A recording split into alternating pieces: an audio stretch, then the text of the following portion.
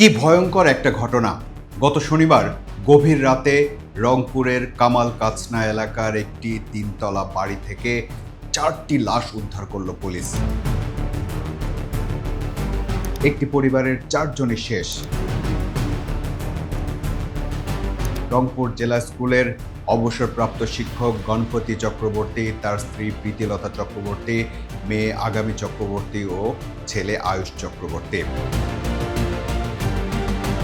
এরপর এই নৃশংস অপরাধ ঘটানোর দায়ে 2 জনকে আটক করেছে পুলিশ। তারা হলো সিদ্ধার্থ দাস ও মুগ্ধ দাস। পুলিশ প্রাথমিকভাবে এটাকে ডাকাতির ঘটনা বলে সন্দেহ করেছিল, এমনটা জানা গেছে।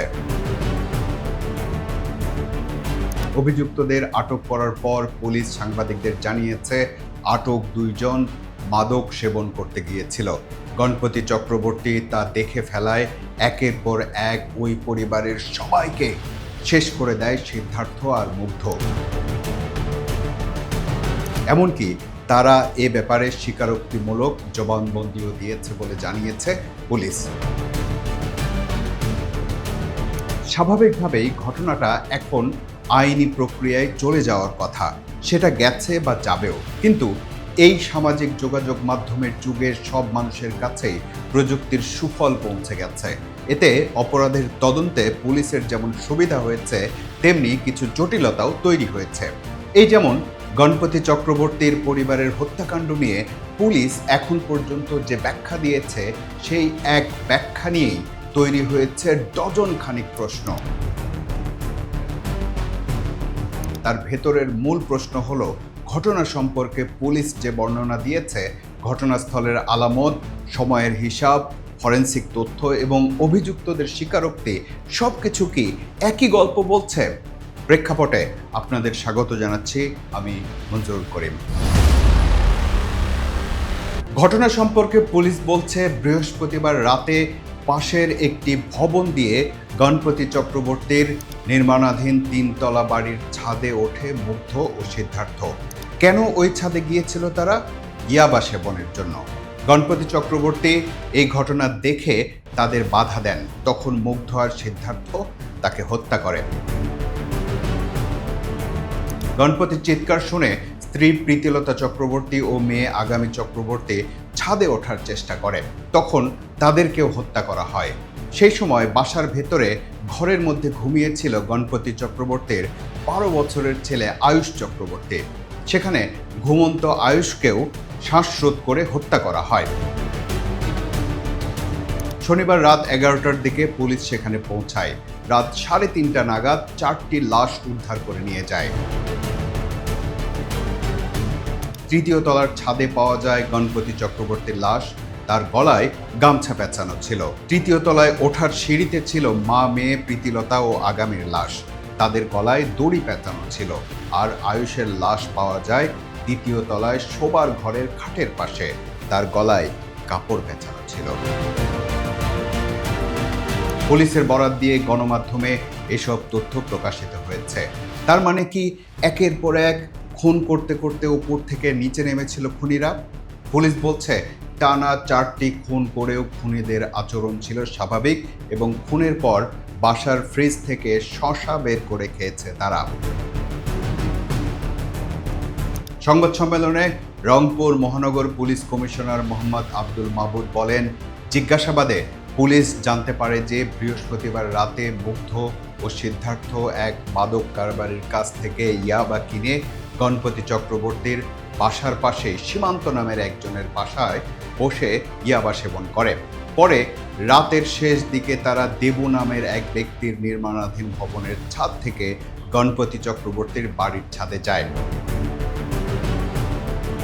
এরপরে প্রশ্ন ওঠে, অভিযুক্তরা ইয়াবা সেবনের জন্য দেবু নামের ওই ব্যক্তির নির্মাণাধীন 3তলা ভবনের পুরো ফাঁকা স্পেস ও ছাদ ব্যবহার না করে তারা গণপতি চক্রবর্তীর বাসার ছাদে কেন গেল? এর উত্তরে পুলিশ কমিশনার তদন্তের অগ্রগতি নিয়ে আস্থা রাখার আহ্বান জানান সাংবাদিকদের। এটা গেল প্রথম প্রশ্ন। দ্বিতীয় এবং আরও গুরুত্বপূর্ণ প্রশ্ন হলো 4 জনকে হত্যার পর দীর্ঘ সময় খুনিদের সেখানে অবস্থান করা নিয়ে।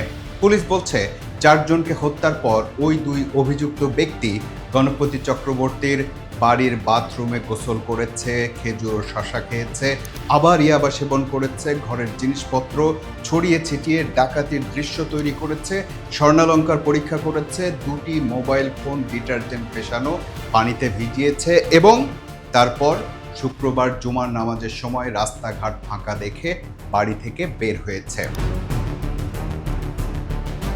যদি এই বর্ণনা সত্য হয় তাহলে এটা কোনো হঠাৎ রাগের মাথায় 4 জনকে মেরে পালিয়ে যাওয়া ধরনের ঘটনা নয়। এখানে হত্যার পর দীর্ঘ সময় ধরে একটি পোস্ট ক্রাইম অ্যাক্টিভিটি হয়েছে।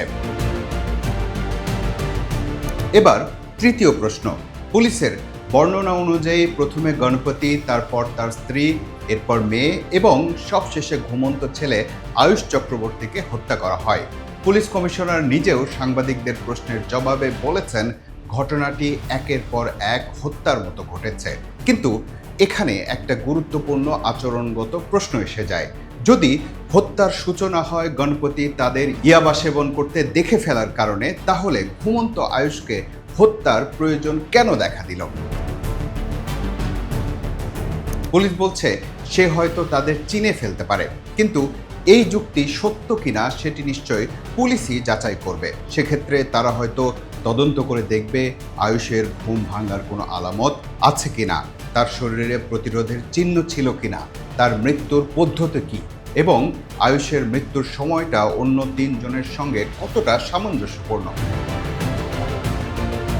এবার চতুর্থ প্রশ্ন, পুলিশের অপরাধ তদন্ত বিভাগ সিআইডির বরাত দিয়ে গণমাধ্যমে প্রকাশিত খবরে বলা হয়েছিল খুন হওয়া 4 জনের মুখে অস্বাভাবিকভাবে বিভৎস ছিল এবং মুখের কাছে তরল পদার্থ পাওয়া গেছে।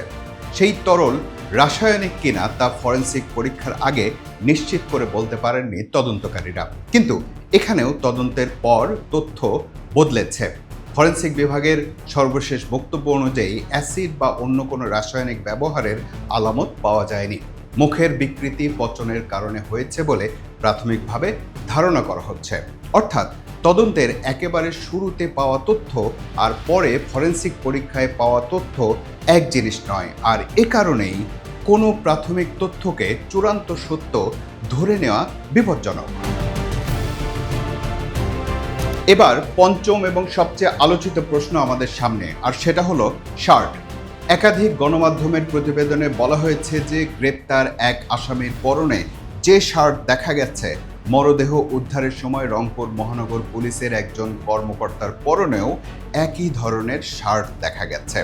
এই প্রশ্নের উত্তরে পুলিশের পক্ষ থেকে বলা হয়েছে একই ধরনের শার্ট একাধিক মানুষ পরতে পারেন। এখানে 2টি জিনিস আলাদা করে দেখতে হবে। একই ধরনের শার্ট আর একই শার্ট, এই 2 কথার মধ্যে বিশাল পার্থক্য আছে। কারণ একই ধরনের পোশাক বা শার্ট অনেক সংখ্যায় তৈরি হতে পারে এবং কাকতালীয়ভাবে সেটা মিলেও যেতে পারে। আর যদি সত্যি একই শার্ট হয় তাহলে প্রশ্ন ভয়াবহ গুরুত্বপূর্ণ। তবে এখন পর্যন্ত প্রকাশিত তথ্য থেকে এমনটা নিশ্চিতভাবে বলা যাচ্ছে না যে শার্টটি একই। তাই এই মুহূর্তে এটাকে প্রমাণ নয়, একটি ভেরিফিকেশন পয়েন্ট হিসেবে দেখা উচিত। রংপুরের এই বর্বর হত্যাকাণ্ড নিয়ে পুলিশ, সাংবাদিক থেকে শুরু করে সামাজিক যোগাযোগ মাধ্যমে চুলচেরা বিশ্লেষণ হচ্ছে। রংপুর জেলা স্কুলের প্রধান শিক্ষক আবুল কালাম আজাদ গণমাধ্যমকে বলেছেন প্রায় 1 মাস আগে নিহত গণপতি চক্রবর্তী তার প্রভিডেন্ট ফান্ডের 15 লাখ টাকা তুলেছিলেন। বাড়ির অসম্পূর্ণ কাজ শুরু করবেন বলে তিনি এই টাকা তুলেছিলেন। সেই টাকা তিনি ব্যাংকে রেখেছিলেন নাকি বাড়িতে তা বলতে পারেননি আবুল কালাম আজাদ। প্রশ্ন উঠতে পারে যে তাহলে সেই 15 লাখ টাকা এখন কোথায়? আবার পরিবারের পক্ষ থেকে বলা হয়েছে বাড়ি নির্মাণের সময় গণপতি কিছু ব্যক্তির কাছ থেকে হুমকি পেয়েছিলেন এবং পরে বিষয়টি মীমাংসা করেছিলেন। সবশেষ প্রশ্ন হলো ওই বাড়ির বিদ্যুৎ সংযোগ নিয়ে। গণমাধ্যমে প্রকাশিত তথ্য বলছে যে বাড়ি থেকে 4 জনের মরদেহ উদ্ধার করা হয়েছে সেই বাড়িটির বিদ্যুৎ সংযোগ বিচ্ছিন্ন করা হয়েছিল। তবে হত্যাকাণ্ডের আগে নাকি পরে বিদ্যুৎ সংযোগ বিচ্ছিন্ন করা হয়েছিল সে তথ্য এখনো জানা যায়নি। খবর পেয়ে শনিবার রাতে ঘটনাস্থলে গিয়ে আইন শৃঙ্খলা রক্ষাকারী বাহিনী ওই বাড়িতে বিদ্যুৎ সংযোগ বিচ্ছিন্ন দেখতে পান। পরে তারা পুনরায় সংযোগ চালু করে তদন্ত কাজ শুরু করেন। প্রশ্ন উঠল, বিদ্যুৎ সংযোগ যদি হত্যার আগে বিচ্ছিন্ন করা হয়ে থাকে তাহলে কে বিচ্ছিন্ন করেছিল এবং কেন? আর যদি পরে করা হয়ে থাকে তাহলে পুলিশ ঘটনাস্থলে পৌঁছানোর আগে কে বিদ্যুৎ বিচ্ছিন্ন করেছিল? এই নৃশংস হত্যাকাণ্ডের অপরাধে সিদ্ধার্থ আর মুগ্ধকে কিভাবে ধরল পুলিশ? এখানে একটা গুরুত্বপূর্ণ ক্লু হলো, পুলিশ বলছে 4 জনকে হত্যা করার পর খুনিরা যখন ওই বাড়িতে অবস্থান করছিল তখন তারা আগুন জ্বালিয়ে কিছু গহনা পরীক্ষা করেছিল। পরে আগুনে পরীক্ষা করা চুড়ি পায় পুলিশ। তখন পুলিশ সন্দেহ করে স্বর্ণের বিষয়ে অভিজ্ঞ কেউ জড়িত থাকতে পারে।